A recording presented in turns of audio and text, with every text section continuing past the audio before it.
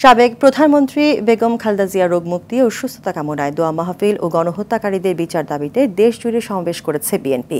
শান্তি শৃঙ্খলা বজায় রাখতে অবস্থান কর্মসূচিও পালন করেন দলটির নেতাকর্মীরা। জেলা প্রতিনিধিদের তথ্য ছবিতে ইমরুল কায়েসের রিপোর্ট। ছাত্র জনতার আন্দোলনে গণহত্যাকারীদের বিচার ও সাবেক প্রধানমন্ত্রী বেগম খালেদা জিয়ার রোগ মুক্তি ও সুস্থতা কামনায় দোয়া মাহফিল করে ময়মনসিংহ জেলা বিএনপির নেতাকর্মীরা। বিএনপি চেয়ারপারসনের ৮০তম জন্মদিন, ছাত্র জনতার আন্দোলনে নিহতদের আত্মার মাগফিরাত ও আহতদের সুস্থতা কামনায় রংপুরের পীরগঞ্জে আলোচনা দোয়া মাহফিলের আয়োজন করে। রাজশাহীতে বিএনপি চেয়ারপারসনের উপদেষ্টা মিজানুর রহমান মিনু নিজ বাসভবনে সংবাদ সম্মেলনের আয়োজন করেন। এ সময় বিএনপি নেতাকর্মীদের নাম ভাঙিয়ে দখলদারিত্বে জড়িতদের চিহ্নিত করে আইনের হাতে তুলে দেওয়ার আহ্বান জানান।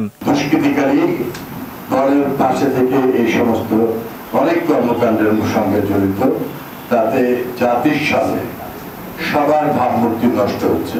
তাই তাদেরকে যে কোনোভাবে আইনের দ্বারা প্রতিহত করতেই হবে এবং আইনের শাসনে আনতে হবে। শেখ হাসিনার বিচার ও বিশৃঙ্খল পরিস্থিতি মোকাবেলায় গাংনীতে অবস্থান কর্মসূচি পালন করেছে মেহেরপুর জেলা বিএনপি। জননেতা জনাব রফিকুল ইসলাম জামাল ভাই।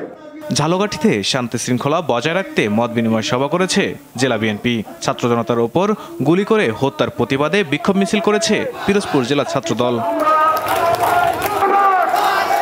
ছাত্র জনতার আন্দোলনে শেরপুরে নিহত শার্দুল আশিস সৌরভ, আশরাফুল ইসলাম ও শাহাদাত হোসেনের কবর জিয়ারত করে জেলা বিএনপি।